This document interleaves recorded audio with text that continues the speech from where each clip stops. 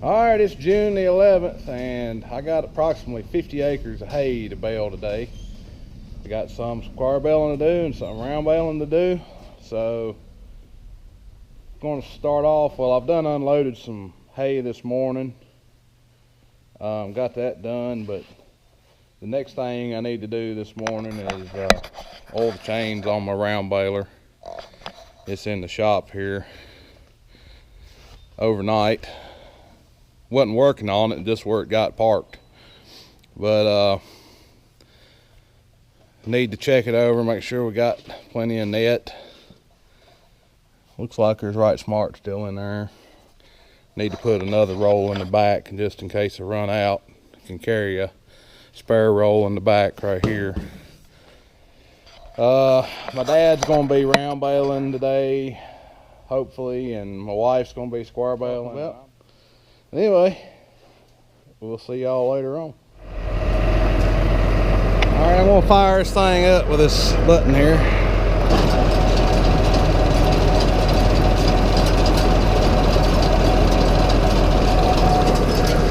Alright, get my sprayer.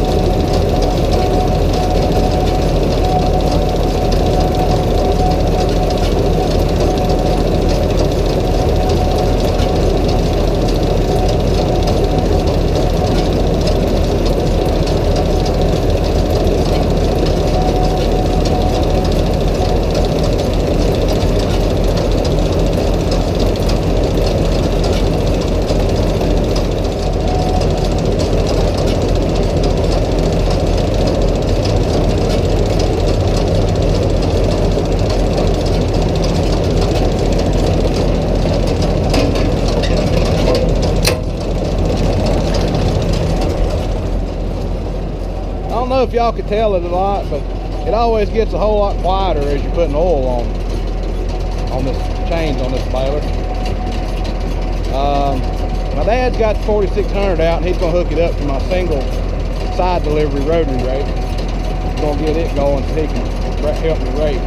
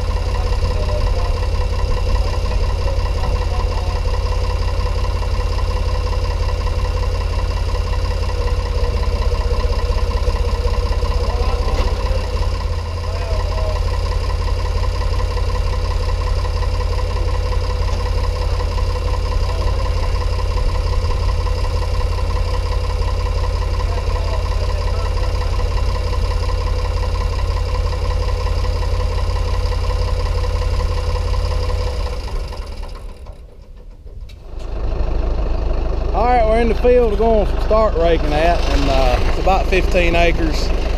I actually already baled a little bit of it yesterday evening, but I made 3 rounds around part of this field with this Kubota rake right here, and I got 180 bales out of it. So it's turning off pretty good.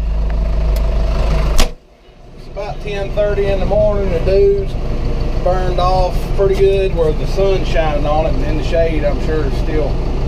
Oh, I got my big old fly in here. Get out of here. Get. Don't want you in here with me. So anyway, I got a lot of raking to do. My dad, he's got the other small Kubota rake hooked to the 4600. He's going to rake 3 fields that are 2-3 acres a piece. Not a whole lot. So anyway, let's get after it.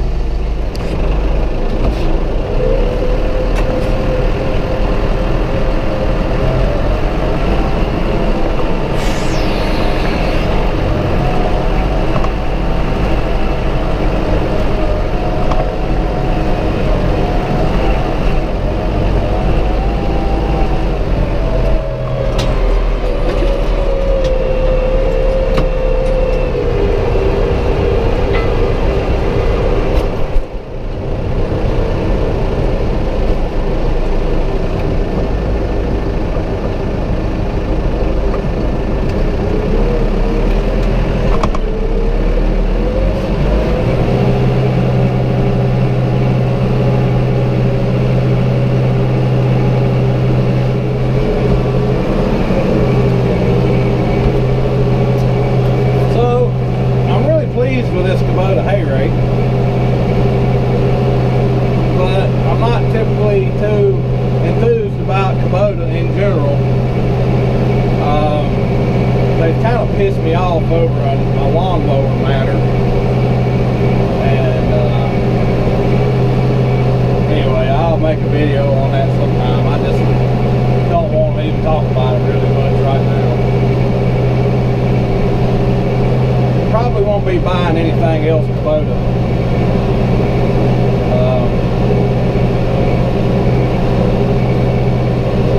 If you have a problem with something that's Kubota, in my experience, if it's not something that's just cut and dry, like this is the problem and this is the fix for it, it's something that takes a little research and a little figuring and a little time to figure it out, they ain't gonna help you.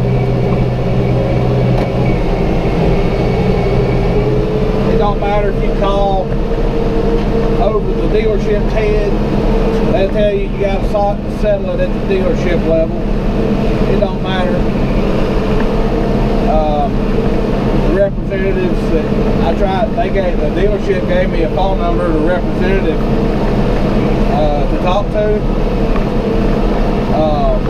He answered the phone the second time I called him, after I left him a message the first time. He acted like I kind of pissed him off because I called him, and then he wanted to know why the dealership gave me his number. It wasn't his problem, is pretty much what he told me. And but he assured me that Kubota would stand behind their product. Okay.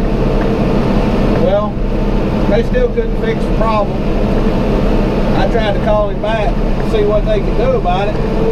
Help me out on trading it for a different unit or buying it back or something. And he wouldn't answer his phone, so I left him a message. He still didn't call me back, so I called back again later, and I left him a long message that time. I told him what all I didn't say anything rude, or I was very respectful. Left him a message telling him that what the issue was, and I needed to figure something out because I need my lawnmower, because I have several yards that I mow. He never called me back. He didn't care. So I had to resolve the matter on my own. I just had to bite the bullet, trade the lawnmower off, and spend a whole lot more money. Anyway, I'll get into that in another video. I'm just not very happy with Kubota. And well, I I just stick with New Holland with my hay equipment, tractors, well, anything I can. New Holland don't make zero-turn lawnmowers, but at least I know I got a dealer that will stand behind me and do anything in their power to make me happy and fix anything that I have problems with and give me any type of information that I need. New Holland, the dealership that I'm working with anyway, is just outstanding. I guess you could say, how do you know that the New Holland dealership would have done you any better if you had a piece of equipment that you had a trouble that you couldn't get an issue fixed on it simply, or an unusual problem that's not easy to fix like the lawnmower had? Well, I actually do know, because I had an issue with my T4, and which most of y'all have probably seen my T4 115 rant videos, but it had one particular hydraulic problem that really annoyed me. It made a lot of noise in the steering when it got hot, and they tried everything they could to fix it. They put new steering, hydrostatic unit on the steering 2 or 3 different times, and they couldn't get the problem solved. So I started talking about maybe getting a different tractor to solve the problem, and they went straight to New Holland and went to bat for me. Started talking to New Holland, and it took a while. I'll say that it took a good while to get everything sorted out, but and I had to pay the difference in the tractors, but they did all the legwork for me. They figured it all out. I didn't have to do anything as far as talking to New Holland and trying to figure it out myself. Everything that I asked Kubota to do, they said, well, you'll have to call so-and-so and talk to them yourself. Now, I didn't have to do that with New Holland. They did all the legwork for me. They talked to everybody for me. They stood up for me. And now I've got a T5, and I'm really happy with it. So it doesn't have the problems that the T4 had, and it's just a nicer tractor. Yeah, I had to pay more money to get it because it costs a lot more money up front, you know. But New Holland did the right thing, and they kept me happy, and they got a loyal customer because of it.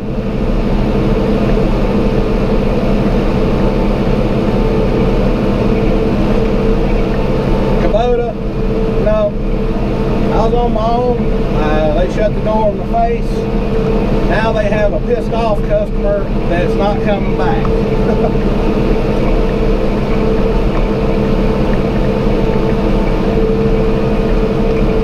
And I know they probably don't care,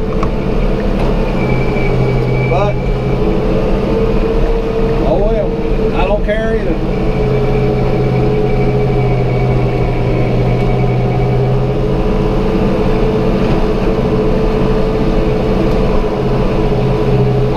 This hay rake though, but technically this hay rake wasn't made by Kubota. It was made by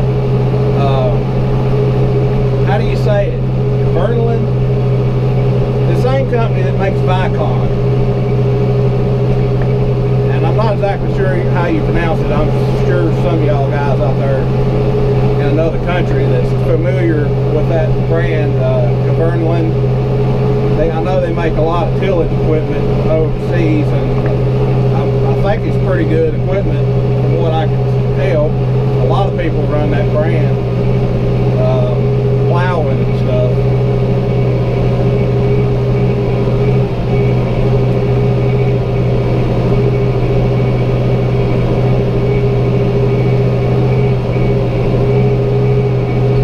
I know I read a lot of complaints about these rakes, about the older version of these rakes. I believe is what they were referring to, talking about them not being heavy enough. But I don't see where this one is not heavy enough. It's built rather heavy in my opinion. My neighbor has a Coon rotary rake,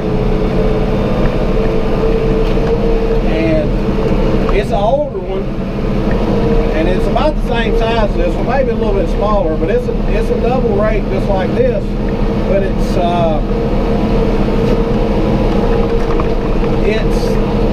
built right much lighter than this one is. So, and they've used it for years and years, and it finally exploded pretty much, but it's probably 20 years old plus, and it's had a rough life, but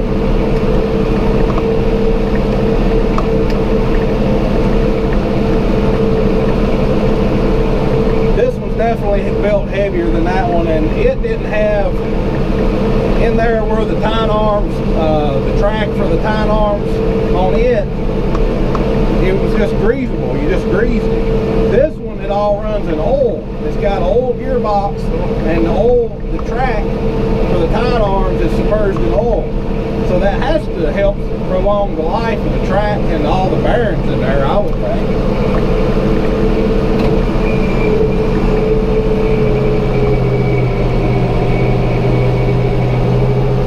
I know one thing, it is really, really quiet.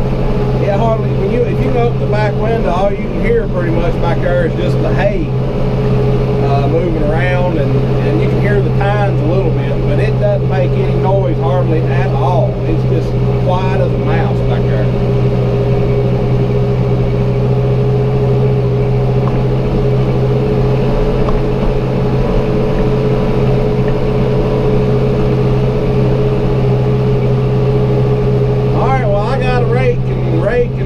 Rake some more, so we'll see y'all later. We'll see y'all when we get some baling going.